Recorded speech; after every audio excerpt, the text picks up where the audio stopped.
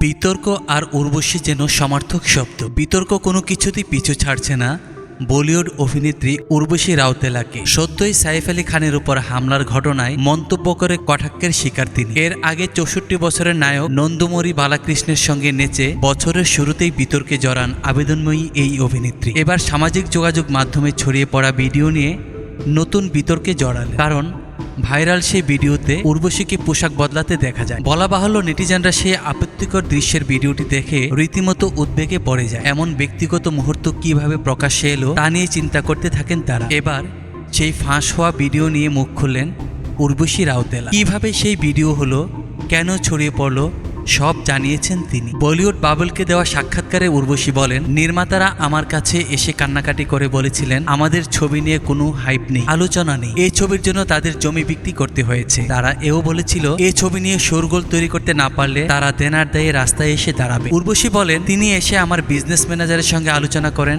এবং আমাদের অনুমতি নেন। এটা সিনেমার দৃশ্যই ছিল, আমরা আলাদা কিছু শুট করিনি, এটা সিনেমার একটা দৃশ্যই ছিল। তাই তিনি বলেছিলেন আমরা এটি আরও আগে মুক্তি দিতে পারি কিনা। উর্বশী জানান, প্রযোজকদের কথা ভেবে ছবির প্রচারের জন্য এমনটা করেন উর্বশী। ঘুষপেটিয়া নামে এক ছবির অংশ ওই দৃশ্য।